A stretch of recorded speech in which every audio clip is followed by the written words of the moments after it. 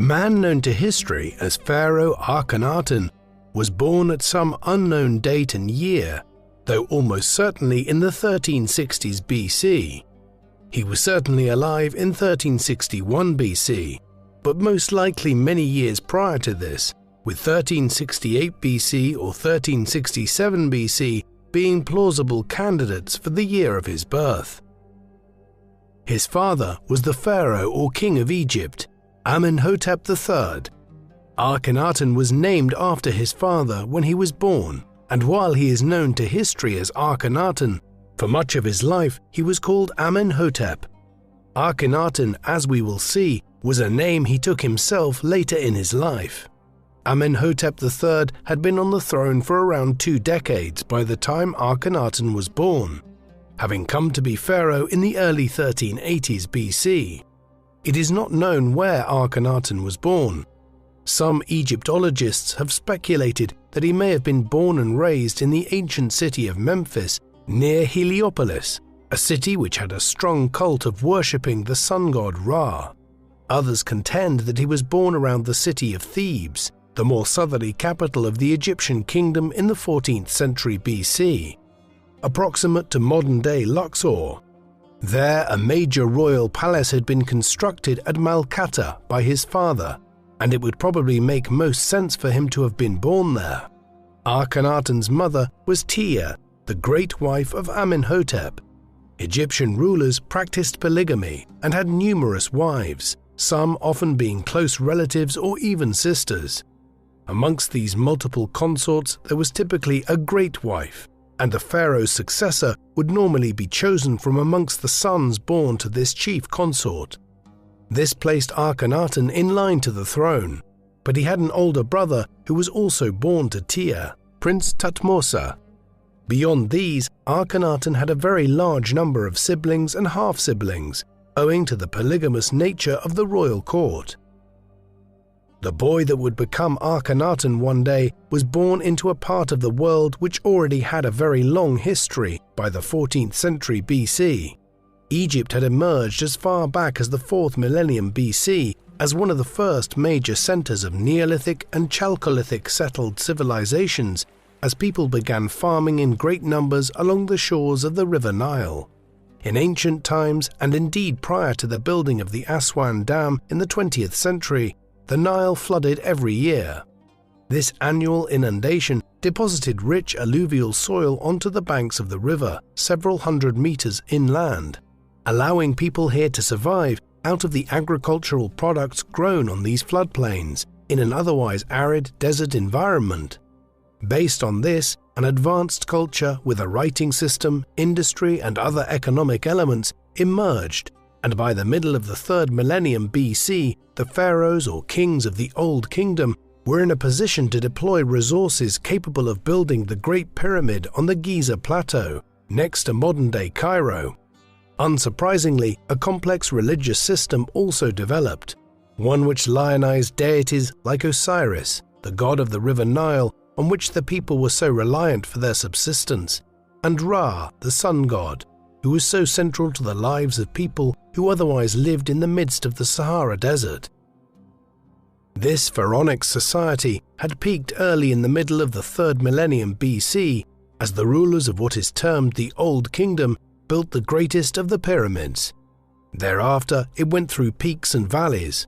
For instance, the 22nd and 21st centuries BC were turbulent ones of unrest in Egypt, but thereafter the Middle Kingdom was a new period of growth.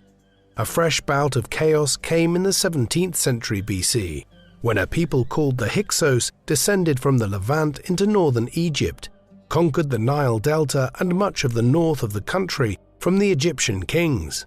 For a period of a century and a half, Egypt was divided and harassed by the Hyksos. Yet they too were conquered over time, and in the 15th century BC, Akhenaten's great-great-grandfather, Thutmose III, had overseen Egypt's rise to a position of unprecedented national power and wealth.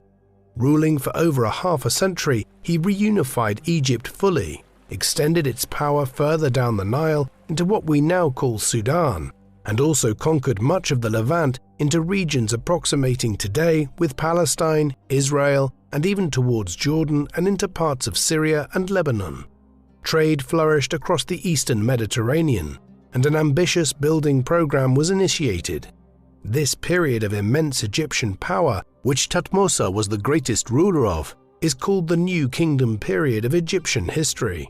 Akhenaten would benefit from succeeding to the throne, as Egypt was in such a propitious position of power, but his reign would also stand as a period of turmoil within it.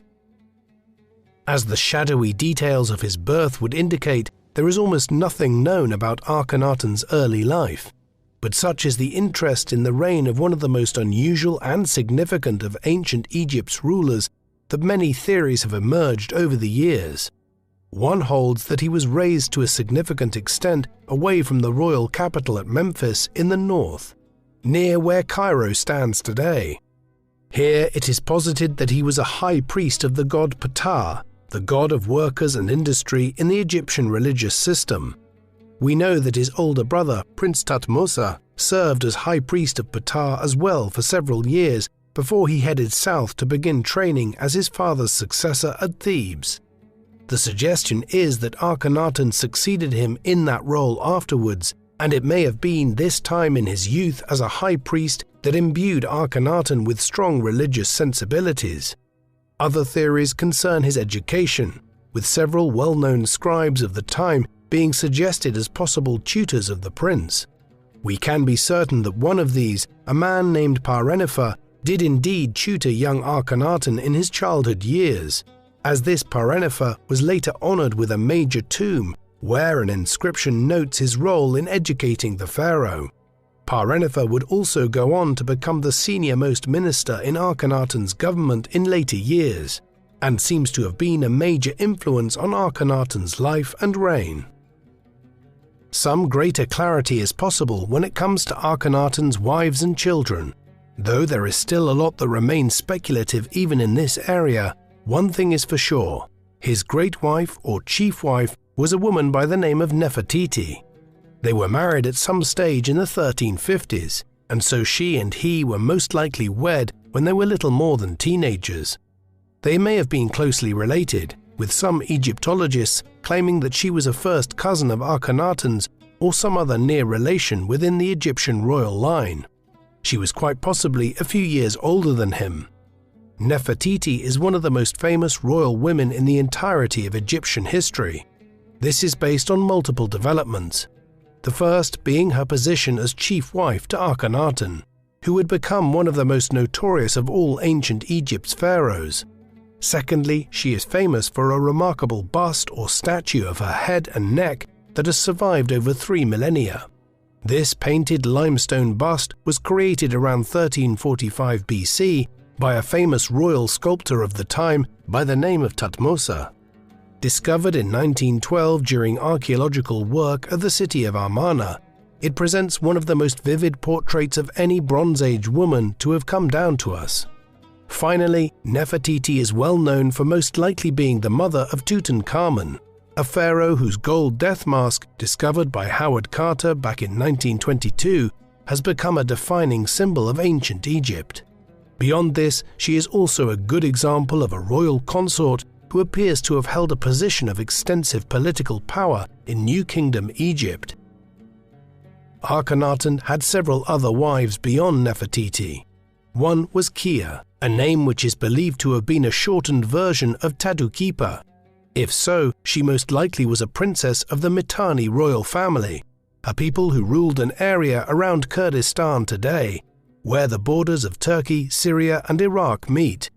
Accordingly, her marriage to Akhenaten would have been political to cement diplomatic relations between Egypt and a near neighbor. Other scholars of Akhenaten's reign argue that Kia and Tadukipa were two different wives.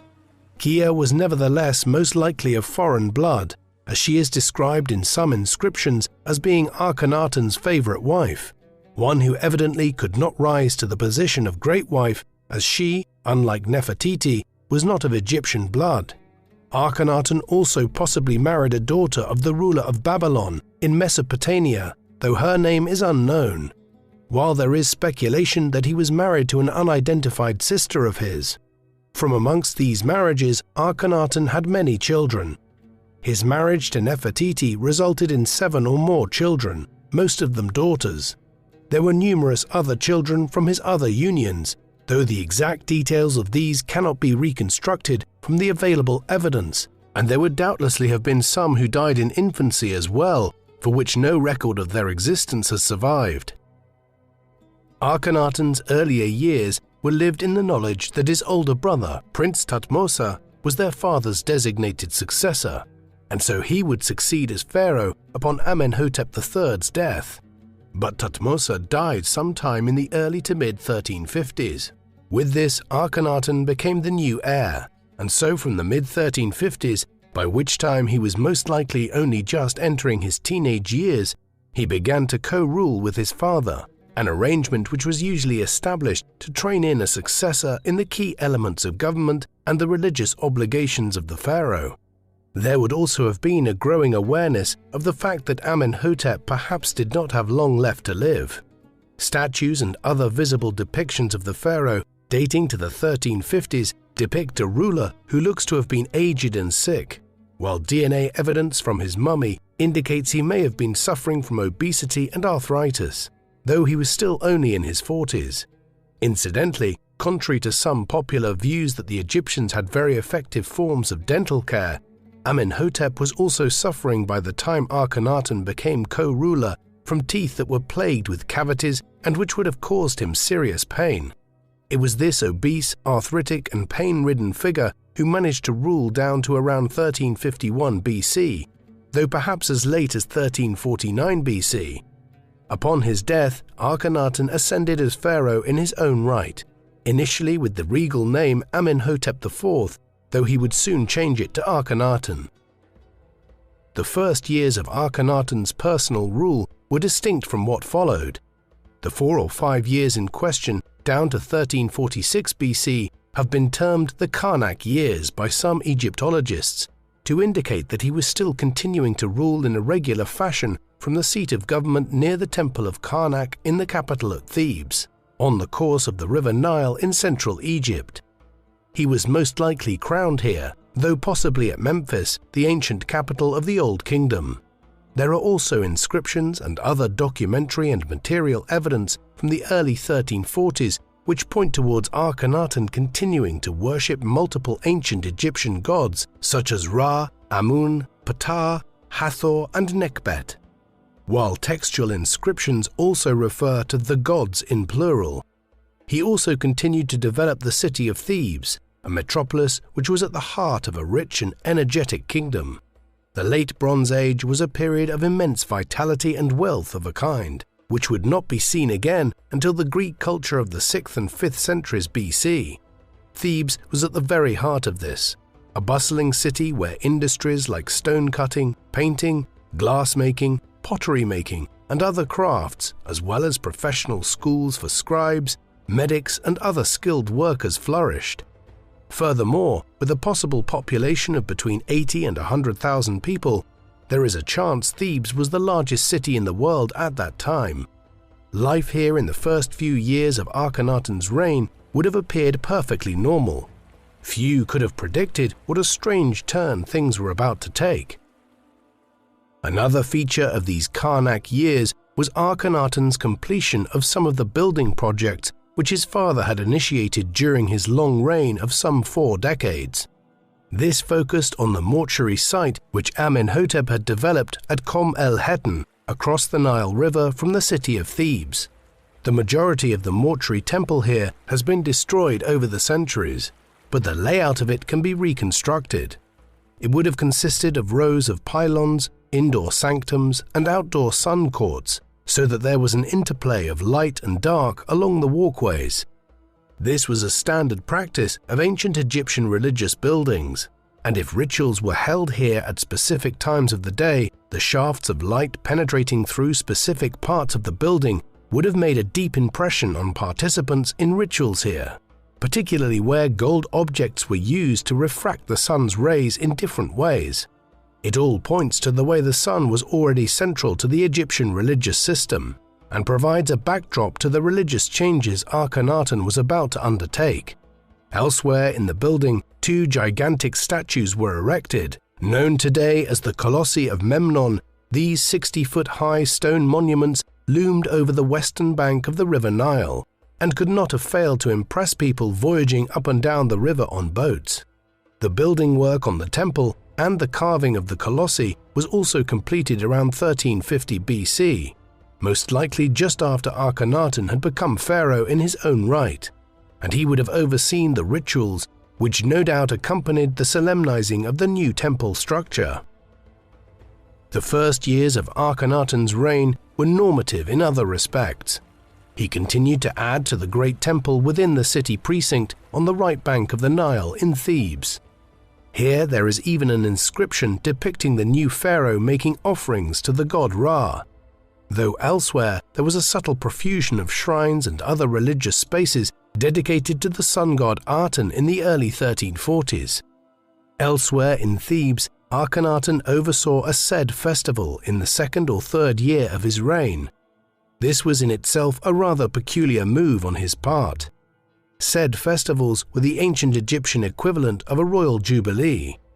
They were typically only held after 20 or 30 years of the same pharaoh being ruler of the kingdom, and then every 3 or 4 years thereafter. In calling one within a few years of his accession, Akhenaten was indicating his willingness to break with tradition. His motive in doing so may have been a desire to establish continuity between his own reign and that of his father, and it is noted that the date of it may have fallen around the 40th anniversary of Amenhotep III's accession. If this is so, perhaps Akhenaten felt some vulnerability about having been a younger son and only emerging as the heir and then pharaoh in the course of the 1350s. The Sed festival may have been organized in an effort to proclaim the legitimacy of his reign and cement his status as the new pharaoh. While there were normative elements to Akhenaten's reign during its first years, it would soon take a dramatic turn that has created an infamous position for the pharaoh within the history of ancient Egypt. The shift came in 1346 BC, though for how long Akhenaten had been considering this new course or why he decided upon it at this time remains a mystery, with no clear answer. This all centered on the deity Aten, also spelt Atun, Atonu, or Eton in various other references to him on temple inscriptions. The word itself derives from Old Kingdom Egyptian and refers effectively to a disk or sun disk. Therefore, in its earliest incarnation, the name Aten was used simply as a noun to refer to the spherical or disk-like appearance of the sun when viewed in the sky. Over time, the term Aten became one which was used to refer to a sun deity or god. Aten was just one such sun god. The most popular and important of these was Ra, one of the most important of all the Egyptian gods and goddesses, one who is said to travel through the sky in an ark every day, bringing light to the world.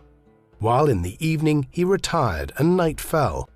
Aten was just one of over a dozen deities which emerged around the worship of the sun, day and night in Egypt over the centuries.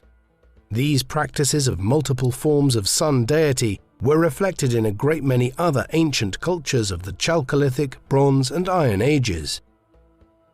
What is unusual about Akhenaten's actions is the fact that Aten was still a relatively minor deity by the 14th century BC. Although there is evidence that the importance of the sun deities was growing in the Bronze Age world of the Eastern Mediterranean around this time, Akhenaten now went one major step further. For reasons which will remain elusive, he decided to proclaim the worship of Aten as a form of state religion. In this new religious system, the personification of the sun as a disk became central, stripped of many of the complex mythological elements which pertain to the worship of the sun through Ra and other more well-known sun gods. Although much of the material record of the worship of Aten was subsequently destroyed and wiped out by his successors, it is clear that temples were built or rededicated to the new god by Akhenaten, and inscriptions were set up on altars and worshipping sites to the new deity. The pharaoh even changed his name. It is from around this time, at the end of the 1350s BC, that he began being referred to as Akhenaten or Akhenaten, meaning something akin to effective of Aten or one who is dedicated to Aten. The latter decision was not entirely unusual. Egyptian rulers and nobles were often named after different deities. Ramesses, the name borne by many of Akhenaten's successors, includes the name of the sun god Ra. Thutmose III, Akhenaten's great forebear of the 15th century BC, was named after Thoth, the god of wisdom and magic. The traditional nature of naming oneself after a god aside, the move towards active worship of just one deity was quite unusual for the time, one which effectively leaned towards a form of monotheism. Though, as we will see soon, there is a major debate amongst Egyptologists about the nature of the new religion. Before turning to the specifics of the new religion and how Akhenaten sought to expand it, it is worth trying to reconstruct the philosophical basis for it, a task which is made difficult by efforts to destroy the memory of Akhenaten's new religion by his successors. Firstly, the worship of Aten was perhaps derived in large part from outside influences. Whether from the Levant, the wider Middle East, or further afield, there are Semitic aspects to it. In this sense, Akhenaten's decision to adopt it as the state religion points towards the growing prosperity and cosmopolitan nature of the late Bronze Age world, one in which ideas trafficked between cultures over hundreds of kilometers. Secondly, it was something of a more personal religion insofar as it involved a more direct communication between the individual worshipper and the sun deity, whereas Egyptian religion in the main used intermediaries, priests who received the offerings of lay people and then offered them to the gods for them. One of the reasons why Akhenaten's innovations were possibly so violently reacted against after his death was that he was alleged to have attacked the privileges of the powerful priestly classes. These were some of the core traits of the new religion, and we see inscriptions from the time and images which show people making offerings directly to Aten without priests and temple officials involved. There is, as we have already noted, a wide-ranging debate amongst Egyptologists and historians of Akhenaten's reign over how we should classify this new system. The traditional view, back when the details of what Akhenaten had attempted, and as modern Egyptology developed as a discipline in the early and mid-20th century, was that it was effectively a form of monotheism. This is the idea that one god should be worshipped exclusively. Christianity, Islam, and several other modern religious systems are monotheistic. By way of contrast, ancient Egypt and indeed most other ancient religious systems, such as those of Babylon, Greece, and Rome, were all polytheistic. That is, they worshipped multiple gods or a pantheon of sometimes hundreds of gods and goddesses. While it is tempting to see the brief experiment in the worship of Aten as a form of monotheism, it seems more plausible to describe it as a form of monolatry. This is where the existence of a wide pantheon of deities is still accepted, but one is now placed in a position of singular importance. The idea here is that Akhenaten was not trying to disavow the existence of the other gods and goddesses, but that he was proclaiming to his people that Aten should be worshipped above all others. There was also a form of syncretism involved, the borrowing of other cultural practices and incorporation of them within one's own system. The belief is that Akhenaten proposed affording Aten a position of singular importance within Egyptian religious life, influenced by outside ideas from the Middle East and the Mediterranean world about the importance of sun deities. Some have argued that this cult of a powerful sun deity might have origins in the religious systems of the Semitic people of the Levant and Middle East, and that Akhenaten was influenced by ideas which entered Egypt from this region, as the new kingdom expanded there during the reign of Thutmose III and his successors. One of the other core components of the new religion was to proselytize or spread it by acquiring large numbers of adherents.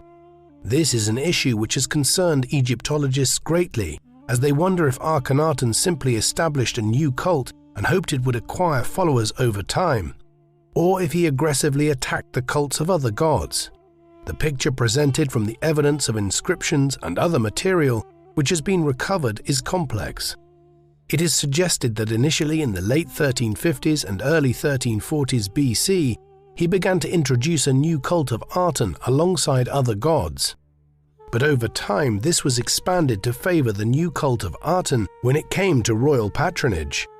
Then, towards the end of the reign, there might have been a watershed moment at which he became much more aggressive and actually began trying to actively undermine the cults and temples of prominent deities like Ra, Baath, Amun, Thoth, Seth, Mut, and others. In particular, there was an active campaign of attacking worship of the god Amun, who had become, along with Ra, the most preeminent deity within the Egyptian pantheon by the 14th century BC, and who had an especially strong cult following in Thebes. As such, Akhenaten does seem to have actively tried to undermine the worship of other deities, but the degree to which he did so and whether or not it was evenly distributed amongst all the other gods and goddesses is a matter of debate. Another key aspect of Akhenaten's religious revolution was the establishment of a new capital dedicated to the worship of Aten. It isn't surprising to learn that ancient Egypt had different capitals at different times when we consider the enormously long span of ancient Egyptian history, one which would eventually play out over more than 3 millennia. In its earliest days, the capital was located in Thinis, a city which we still don't even know the location of today. Around the 27th century BC, the capital was moved to Menepha, or Memphis. This was located on the banks of the River Nile, just south of the delta and within the southern suburbs of modern-day Cairo. Not long afterwards, the pharaohs began building up the Great Pyramids at the Giza Plateau not far away from this new capital. Memphis remained the center of power and governance down to the end of the Old Kingdom. The capital then moved around at various times, spending nearly 3 centuries during the Middle Kingdom period at Ichtawi, but increasingly became fixed during the New Kingdom period at Thebes, much further down the River Nile at the site of modern-day Luxor and near the Valley of the Kings. The reasons were twofold. On the one hand, a more southerly position allowed the pharaohs to govern their new territories to the south in Sudan or Nubia more effectively, while Thebes' position was solidified during the period when the north was ruled by the Hyksos. Thebes had become a flourishing economic, commercial, and religious center by the time the north was recaptured, and had remained the capital down to Akhenaten's time. He would briefly interrupt this primacy during his reign. Beginning around 1346 BC, Akhenaten initiated the construction of a new capital city 100 kilometers north of Thebes, on the right or east bank of the River Nile. Today we know the site as Amarna, though in ancient times it was called Akhenaten, meaning the horizon of the Aten, a name which indicates the choosing of the location as a place where the rising sun, coming east over Egypt, could be seen with great clarity. This was compounded by the fact that the city was centered on an acropolis or hill known to Egyptologists today as the Royal Wadi. The city was to be a dedicated governmental and religious center for the worship of Aten, and was to function as the seat of the royal court. This was largely a virgin or greenfield site which had little settlement on it prior to the beginning of the project, beyond a small village which might have been in the vicinity. Tens of thousands of laborers would have been deployed here in order to speed the construction work along, and large sections of the Egyptian economy must have been turned over to providing building material and other goods in order to erect a city out of nothing, a not inconsiderable project given the resources available to ancient states. The city, which emerged in nearly complete form by 1341 BC, if the dedication inscriptions on some buildings here are accurate, was spread out along a 13-kilometer stretch of territory on the east bank of the River Nile. It was divided into a north and south city. The north city was centered on a royal palace and mortuary area, which were to be the heart of the government or administrative zone.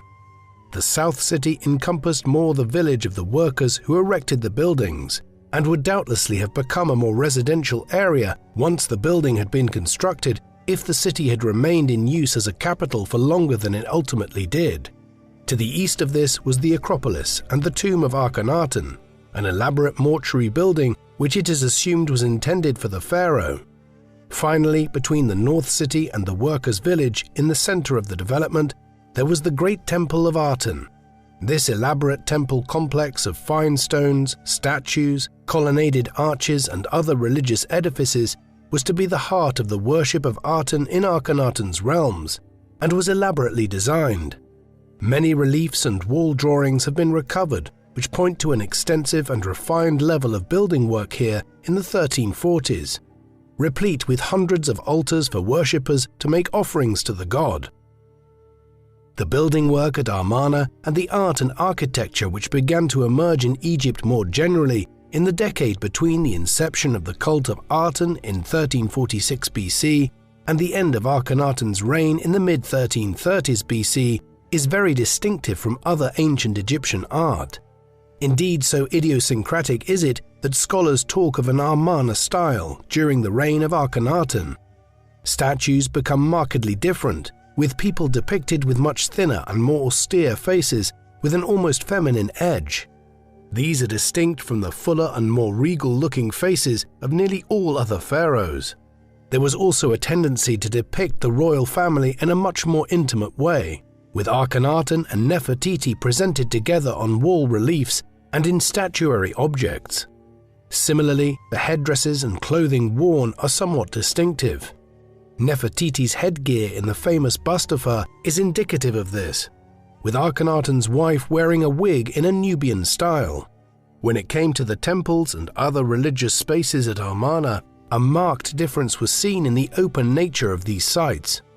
The high imposing walls punctuating sun courts, which were typical of ancient Egyptian religious buildings, were abandoned in favor of temples with small enclosure walls. The courts where the religious ceremonies were carried out and offerings made were now out in full view of the sun, so that worshippers could be in the presence of Aten entirely when attending his great temple at Amarna. Thus, Akhenaten's radical reforms extended beyond religion to how the royal government was depicted visually and presented itself to the people of Egypt. All of these decisions by Akhenaten have given rise to a major debate as to who he was on a personal level. This is almost impossible to determine when it comes to an ancient ruler. Kings and queens 3,500 years ago did not tend to write memoirs or anything of that kind that have survived and which might provide an insight into who they were as individuals. Instead, we are left to reconstruct this from other evidence. Some have argued Akhenaten was a visionary and religious radical. Others have argued he could have been insane or mentally unhinged in some fashion. There really is no way of knowing, though. Another theory, which has the benefit of being grounded on a vision of him as a political power broker, was that he was fostering the cult of the sun deity as a means of aggrandizing himself. Courts in New Kingdom Egypt were no different to more modern courts and governments, with various factions and power groups, some trying to undermine the ruler.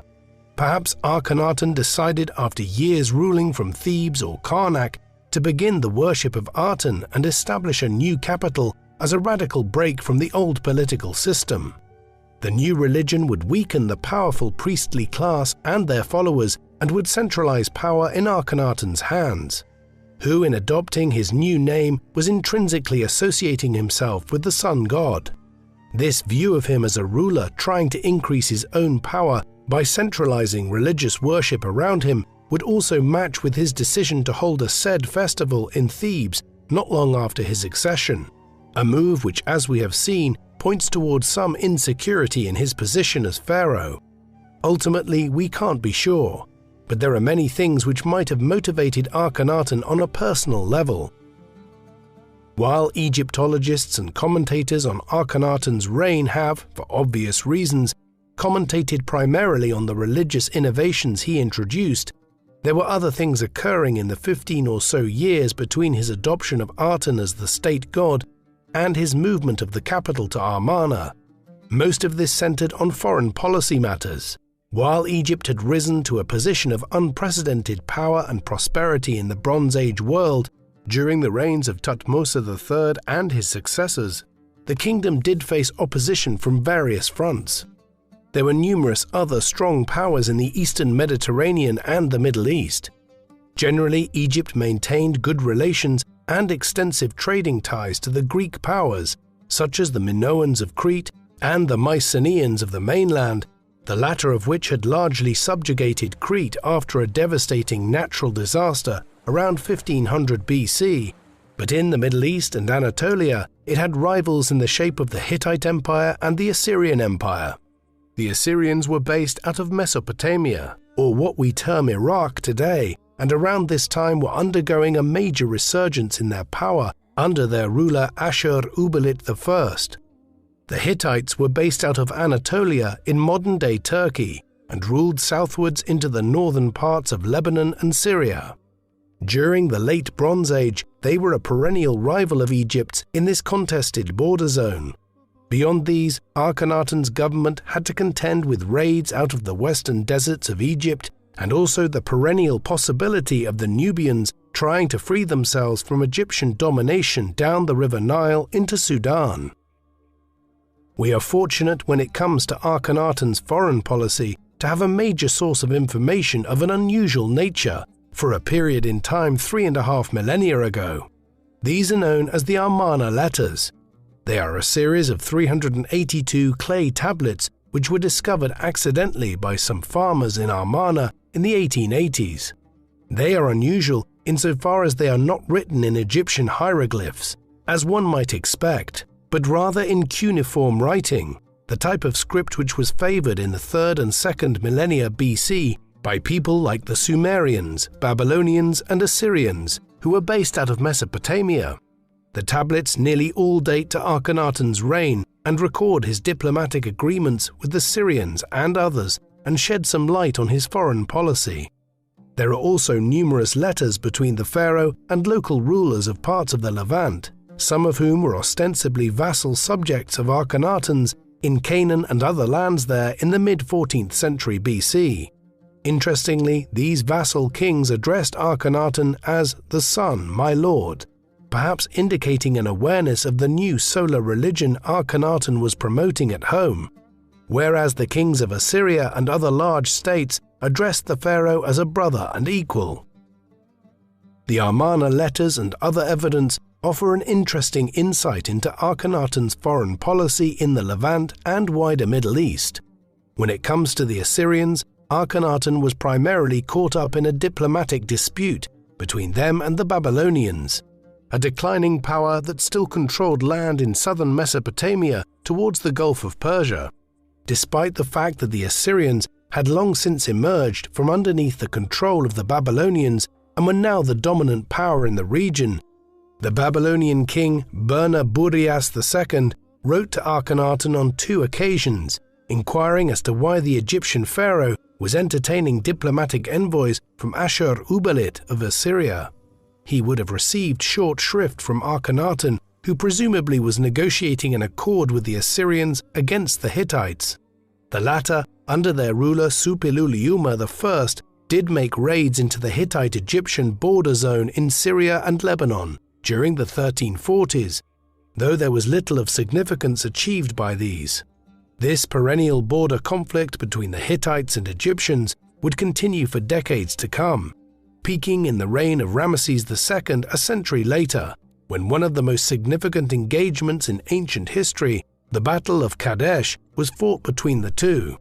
The Amarna letters are nevertheless a very useful window into how diplomacy worked here in the Bronze Age, particularly on the nature of the vassal city-states and principalities in the border zone and how they communicated with the pharaohs in Egypt. A more significant military campaign was launched by Akhenaten to the south of his central kingdoms in Egypt. This occurred sometime in the middle of his reign, though the dating is not perfectly clear. Akhenaten did not lead the army himself, but dispatched his viceroy, the governor of much of Nubia, a man named Thutmose, to head southwards and quell a revolt amongst the perennially unruly Nubians. It was not unusual for a pharaoh to command an underling to lead such a military campaign when it came to Nubia.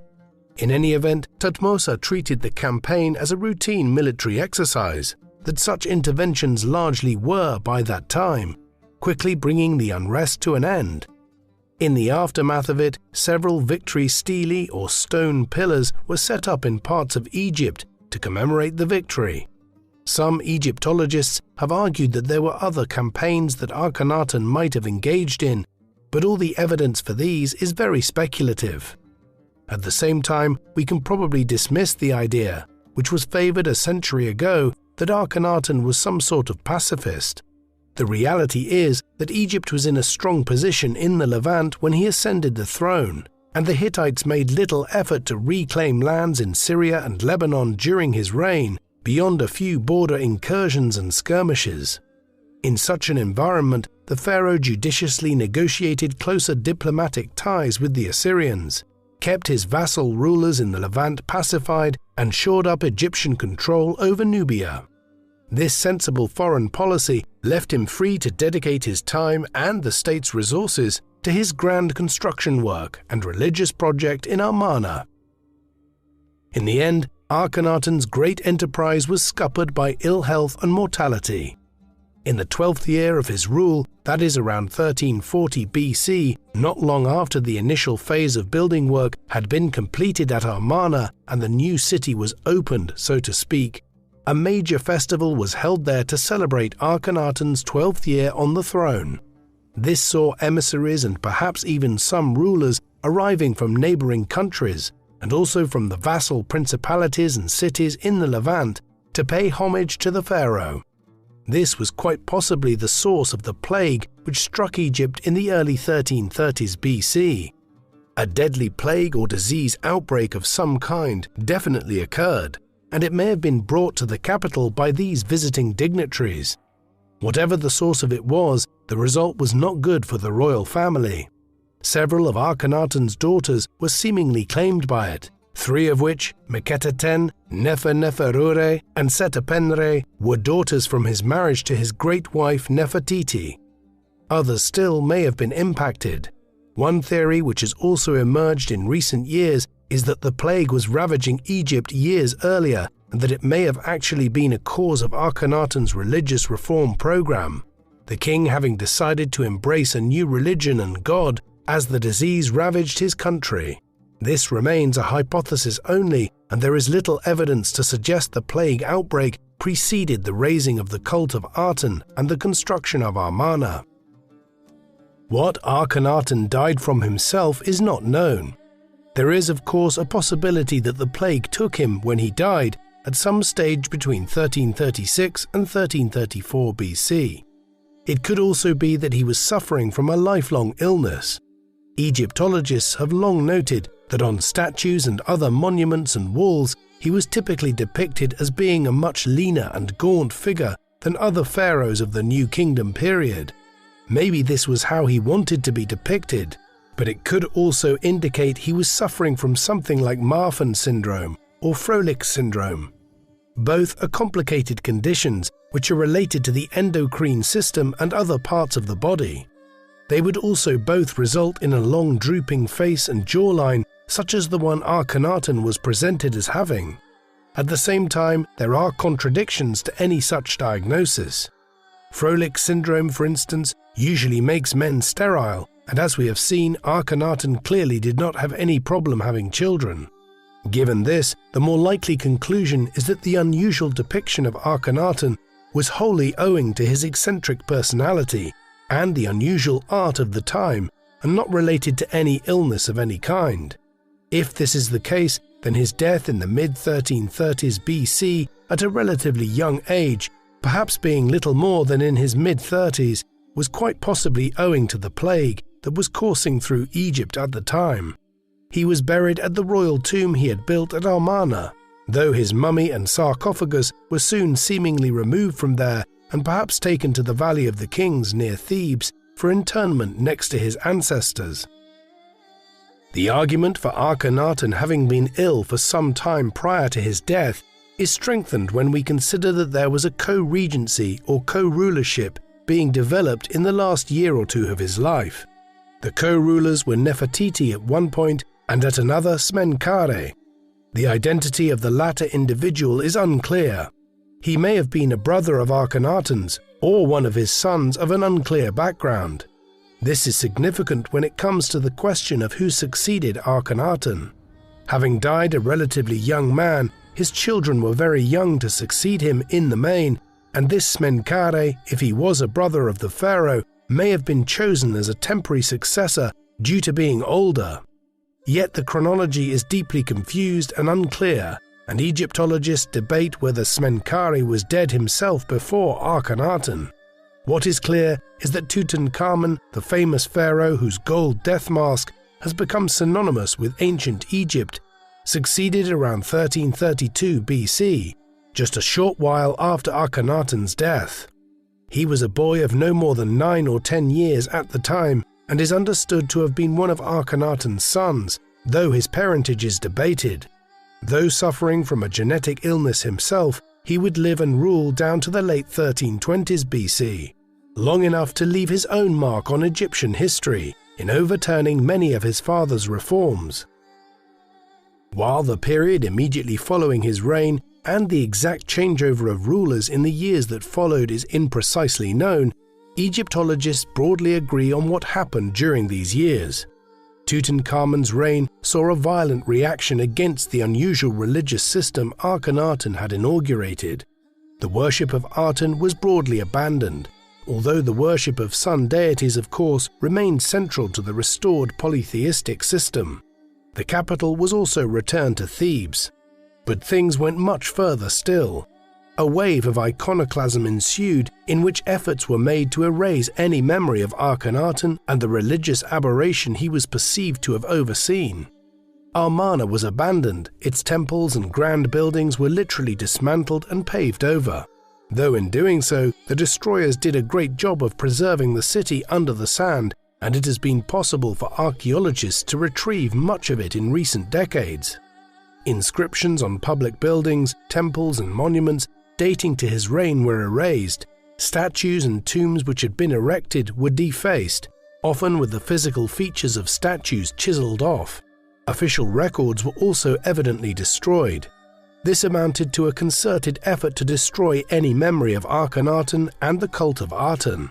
So comprehensive was this campaign that it destroyed many records of Akhenaten's life and reign. And one of the reasons why we have such a limited knowledge of the circumstances of his early life and reign is owing to this effort to erase him from the historical record by his near successors. The campaign was quite effective. By the time of the long reign of Ramesses II in the following century, Egyptian society had largely forgotten the aberration Akhenaten had introduced. As successful as this campaign of destruction was, it did not stop the emergence of new forms of monotheism in the Near East in the centuries that followed. Judaism in its full form emerged in the Levant by the 11th century BC. Not long afterwards, the Persian philosopher Zoroaster, or Zarathustra, as 19th century German philologists like Friedrich Nietzsche termed him, established Zoroastrianism as a new faith, which was prominent in parts of what are now Iran and Iraq for centuries to come. The religious system of the Greeks was clearly polytheistic, but some local cults to deities like Apollo and Athena were so powerful that scholars argue they constituted a form of monolatry. The entire system rested on a belief in Zeus as an alleged king of the gods. Christianity emerged later out of Judaism, but incorporating significant elements of the Hellenic system, with many scholars arguing that the ideas of Zeus as a cloud god who ruled over the heavens was a major influence on the early development of the Church of the Followers of Christ. Other quasi-monotheistic sun deities such as Elagabal and Helios became prominent under Roman rule in the 3rd century CE before being overtaken by the rise of Christianity as the state religion of the late Roman Empire. Thus, by the time of the rise of Islam in the 7th century, monotheism was the rule rather than the exception to the religious life of Europe, the Maghreb, and the Middle East. Akhenaten, rather than being an aberration, was something of a prophet of the future shift from polytheism to monotheism. Eventually, despite the best efforts of his children and other descendants to excise him from the historical record, details of Akhenaten's reign and religious innovations began to re-emerge. This began with the realization by 18th century European Orientalists visiting Egypt that there was a lost city on the site of Amarna. some remains of which were still visible above the sand. Archaeological excavations were undertaken there spasmodically in the 19th century, before the uncovering of the Amarna letters in the 1880s led to a more sustained interest in the Amarna site. Extensive studies were carried out here between the 1890s and the 1930s, and with this the story of what Akhenaten had attempted began to reveal itself after millennia of obscurity. In the process, Akhenaten has become one of the most studied of all ancient Egyptian pharaohs. As his rule was so unusual, there nevertheless remain unresolved issues surrounding it.